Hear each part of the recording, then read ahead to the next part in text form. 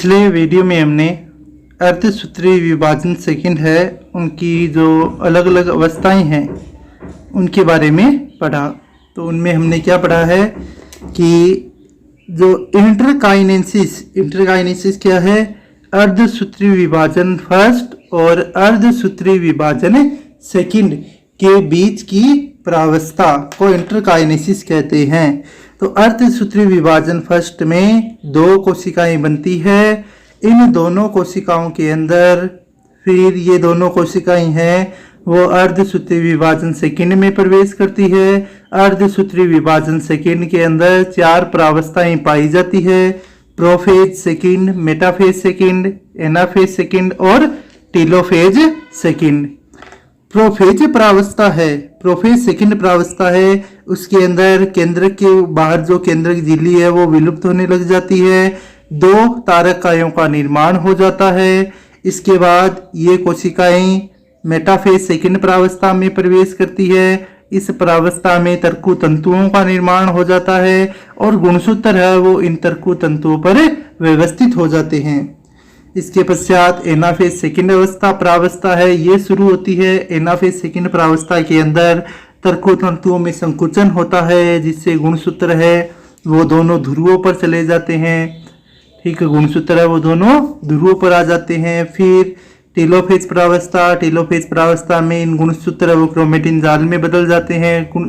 केंद्र के बाहर केंद्रक झिल्ली का निर्माण हो जाता है, केंद्रिका बन जाती है और दोनों केंद्रक अलग अलग हो जाते हैं। इसके बाद कोशिका ध्रुवीय विभाजन होता है। कोशिका ध्रुवीय के विभाजन होने से एक कोशिका है यह विभाजित होकर दो कोशिका बनाएगी और दूसरी कोशिका भी दो कोशिका बनाएगी। ऐसे चार कोशिकाएं हैं वो बन जाती है। तो अर्धसूत्रीय विभाजन की क्रिया के अंदर एक कोशिका है वो विभाजित होकर चार कोशिकाएं बनाती है। चारों कोशिकाओं में गुणसूत्र है, उनकी संख्या मात्र कोशिका से आधा होता है।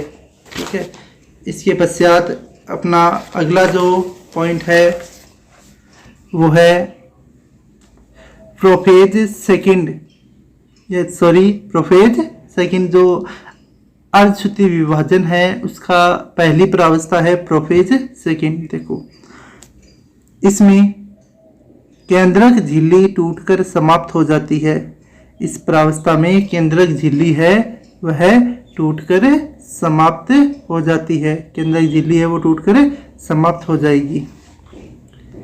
ठीक है, केंद्रक झिल्ली टूटकर समाप्त हो जाती है। गुणसूत्र क्रोमेटिन जालिका से पृथक होकर धागेनुमा संरचना का निर्माण कर लेते हैं। गुणसूत्र है वो क्रोमेटिन जालिका से पृथक होकर धागेनुमा संरचना, कुंडली संरचना का निर्माण कर लेते हैं।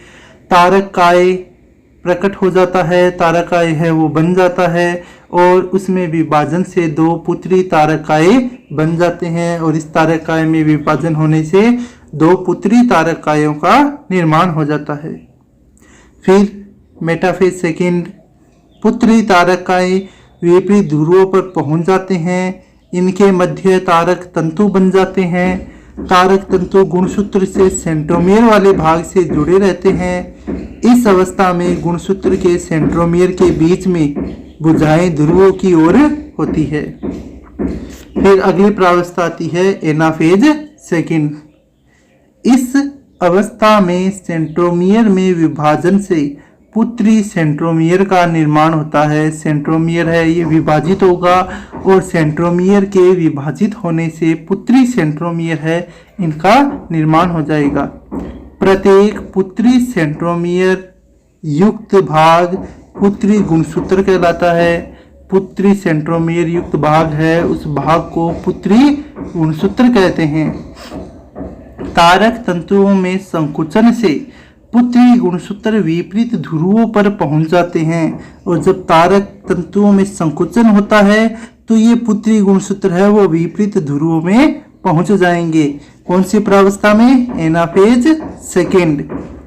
इसके बाद यह टेलोफेज सेकंड प्रावस्था में प्रवेश करते हैं। टेलोफेज सेकंड प्रावस्था आती है, इसमें केंद्रक झिल्ली पुनः बन जाती है। केंद्रक झिल्ली का निर्माण है वो पुनः हो जाता है। गुणसूत्र क्रोमेटिन जालिका के रूप में आ जाते हैं। गुणसूत्र है वो क्रोमेटिन जालिका के रूप में आ जाएंगे। केंद्रिका प्रकट हो जाती है, केंद्रिका बन जाएगी, और तारक काय विलुप्त हो जाते हैं, तारक काय है वो विलुप्त हो जाता है। इस प्रकार प्रत्येक कोशिका में 2 केंद्रक बन जाते हैं। इस प्रकार प्रत्येक कोशिका है उसमें 2 केंद्रकों का निर्माण हो जाता है। ठीक है, तो टीलोफेज अवस्था है, टीलोफेज अवस्था के अंतर्गत 2 पुत्री केंद्रकों का निर्माण हो जाता है। इसके बाद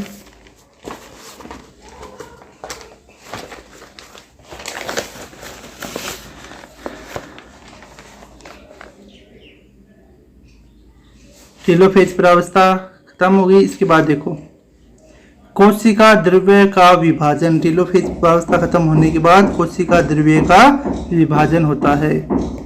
कोशिका द्रव्य का विभाजन होने से दोनों कोशिकाओं से दो कोशिकाएं बन जाती है, दोनों कोशिकाओं से 2 कोशिका बन जाएगी। इस प्रकार अर्धसूत्री विभाजन की संपूर्ण प्रक्रिया के दौरान 4 पुत्री कोशिकाएं बनती है, जिनमें गुणसूत्रों की संख्या मात्र कोशिका से आधी होती है। अर्धसूत्री विभाजन का महत्व है। अगला पॉइंट है अर्धसूत्री विभाजन का महत्व है। यह लैंगिक जनन करने वाले जीवों में गुणसूत्रों की संख्या को पीढ़ी दर पीढ़ी एक समान बनाए रखता है। वे जीव जो लैंगिक जनन करते हैं उन जीवों के अंदर गुणसूत्रों की संख्या को पीढ़ी दर पीढ़ी एक समान बनाए रखने का कार्य है वो अर्धसूत्री विभाजन है करता है। इसमें क्रॉसिंग ओवर व जीन विनिमय के कारण विभिन्नताएं उत्पन्न होती है। ये हमने आपको पहले ही बताया था कि अर्धसूत्री विभाजन है, इसके अंदर क्रॉसिंग ओवर और जीन विनिमय की घटना होती है। इस कारण विभिन्नताएं उत्पन्न होती है जो जैव विकास में सहायक होती है। ठीक है, तो इसमें क्रॉसिंग ओवर व जीन विनिमय के कारण विभिन्नताएं उत्पन्न होती है जो जैव विकास में सहायक होती है। इसमें अर्धसूत्री विभाजन द्वारा बने युग्मक पृथक्करण व स्वतंत्र अपव्यूहन का आधार होते हैं। जो अर्धसूत्री विभाजन द्वारा जो युग्मक बनते हैं वो युग्मक पृथक्करण और स्वतंत्र अपव्यूहन का आधार होते हैं। अगला है पॉइंट, अपनी अगली हेडिंग है वो है अर्धसूत्री विभाजन के प्रकार। जीवों में जनन के दौरान अर्धसूत्री विभाजन कौन सी अवस्था में होता है उसके आधार पर यह निम्न 3 प्रकार का होता है कि जीवों के अंदर अर्धसूत्री विभाजन है वो कौन सी अवस्था के अंदर उनके अंदर अर्धसूत्री विभाजन संपन्न होगा। इस आधार पर अर्धसूत्री विभाजन को 3 प्रकार में बांटा जाता है। पहला प्रकार है जाइगोटिक या युग्मनजी, जाइगोटिक या युग्मनजी। यह निम्न विकसित जीवों में होता है, यह निम्न विकसित जीवों में होता है। जाइगोटिक है ये निम्न विकसित जीवों के अंदर पाया जाता है। ये जीव अगुणित होते हैं। इनमें निषेचन के पश्चात जो द्विगुणित युग्मनज बनता है उसमें अर्धसूत्री विभाजन द्वारा युग्मनों का निर्माण होता है, जिनके अंकुरण से पुनः अगुणित जीव बन जाते हैं।